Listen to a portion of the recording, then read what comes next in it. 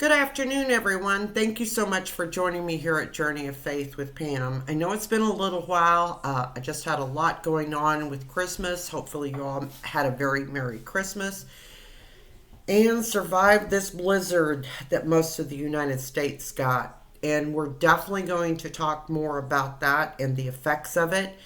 But first, I'm going to start off with our Bible verse. And the one I have for us today is from Job 37 5 through 7. And it reads, God's voice thunders in marvelous ways. He does great things beyond our understanding. He says to the snow, fall on the earth, and to the rain shower, be a mighty downpour, so that everyone he has made may know his work. He brings the clouds to water his earth and show his love. Well, I think he had an abundance of love this weekend, if that is the case. Because this storm that came through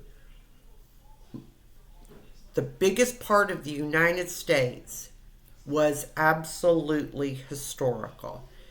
And this article here says that in late December of 2022, an extra tropical bomb cyclone is what they're calling it, brought blizzard conditions and winter storms to much of Canada and the United States, killing at least 71 people, causing vehicle pileups and road closure, and canceling or delaying more than 10,000 flights during the busy Christmas travel season.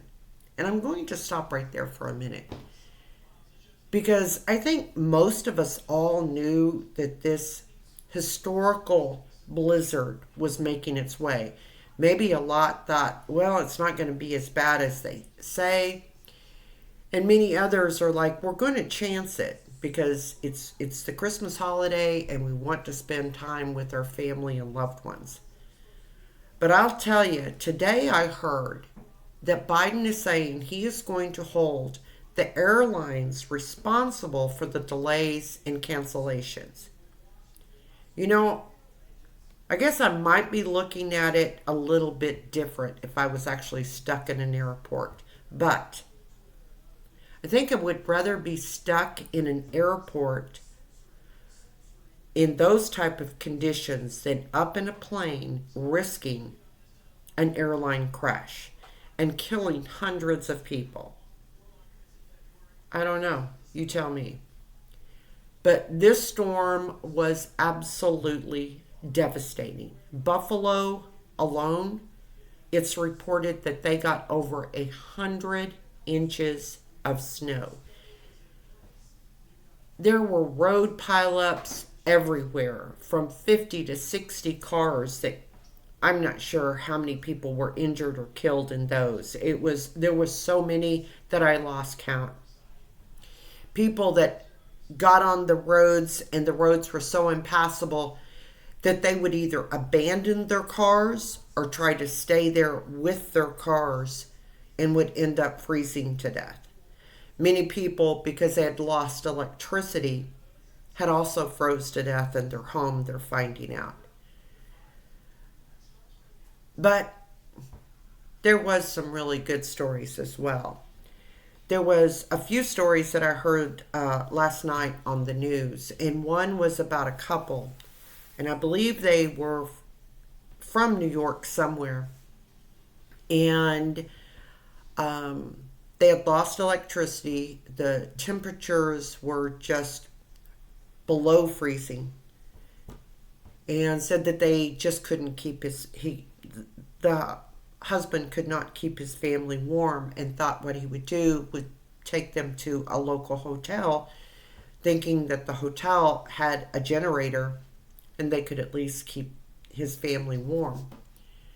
Well, he gets on the road and he runs into this blizzard condition and whiteout where he had to pull over off to the side of the road. And he began to think, I've done the worst thing imaginable. Now we're all going to freeze to death because he left his home. And I believe it was a firefighter that came upon him, found them, took he and his entire family back to the fire station, where they spent 3 days, which included spending Christmas, and just to make sure that this family was safe and secure and not left out there in the frigid temperatures. There was another story that I believe it was out of Buffalo, New York. There was a couple heard a knock at their door, and he sees an individual. Come to find out, it was he was from South Korea. They were on a tour bus, and he sees a line of people coming up to his door, and they were saying something about a bus, and he said he looked out and he didn't see a bus. Well, that was because the snow pile up or embankment in front of his house was so high it covered the bus that it couldn't be seen. This couple took in all 9 of these individuals that was from South Korea on a tour bus. I think they were South Korean. They weren't actually from. And took in all 9 of these people through Christmas as well for 3 days.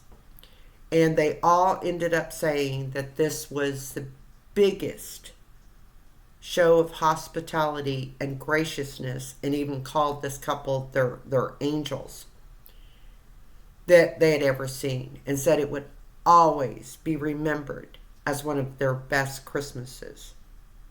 And I just thought that was just so touching. I mean, of course, if you're in those conditions, who could turn away anybody and say, no, just go back out into this frigid weather? Nobody could do that. But, then you've got to have those individuals that want to take advantage of someone's misfortune, whether it be because of a weather disaster or whatever. Looters ransack snowbound Buffalo as cops are stuck elsewhere. This was horrific. I've seen some of the pictures, and it was like, at first they were saying it was because people were in desperation. They didn't have food or they needed certain medicines.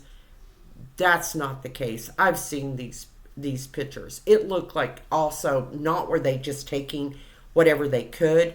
It almost looked like they just went in there and just threw things off the shelf onto the floor. Across this country, cities and towns remain covered with thick snow. In Michigan, they got 42.8 inches, so almost 43 inches of snow. Henderson Harbor, New York got 40 inches, almost 41 inches, 40.8. And a man near a house completely covered in ice after snowfall in Buffalo. This is crazy, and they're still expecting more. But the stores people were just breaking in and taking whatever they could. And one of the police officers said that these people that did this, and I have to agree. I'm sorry, hold on one second. I'm sorry about that. My neighbor was pulling out, so of course the dogs have to bark whenever they get the opportunity. But this one police officer said the people that was doing this were the lowest of low, and I have to agree with him. When you do that, when you do something of that nature, when everybody is in distress and fighting to survive, that's unfathomable. What could people be doing? Then with price gouging. Apparently, the up in some areas where they're having such devastation, price gouging has just gotten out of control. Many of the stores the roads have been so impassable that the stores, none of them are even opening because they have no way to even get on the roads and get to work. It's absurd. Then we come to Washington. On Sunday, Christmas Day, there were attacks on Washington State Power Substation. That was vandalism again, that left 14,000 people without electricity. Again, Washington may not be as cold as a lot of places, but trust me, I'm in California. I know it got cold. So if you're without electricity, that's absurd. 4 different substations were attacked. I seen some of the pictures that was showing fires, and it's just vandalism. Why are people doing this? It makes absolutely no sense. None. Why would you go in and deliberately loot a place or deliberately vandalize a place that's going to affect thousands of people and put thousands of people's lives in jeopardy? I just can't understand it. I guess my mind doesn't work that way. But where the substations, those electricity substations were affected and targeted, it was in Tacoma, Washington, an area where they were attacked on Sunday, affecting, like I said, thousands of customers. It's absolutely just unfathomable. I can't even imagine. But what I understand, I know we're supposed to have heavy rainfalls, which we can certainly use that. We've not had rain in quite a while. We've been in a drought here for the longest time, and it's raining right now, and it's supposed to rain consistently for the next week. I think I'd rather have the rain than the frigid below zero temperatures that most of the United States has had. But I just wanted to share that with you. I'm going to try to get back on more of a regular schedule. I do apologize. I just wanted to make sure that I spent the time with my family over the holidays. I thank you all. God bless you, and bye-bye for now.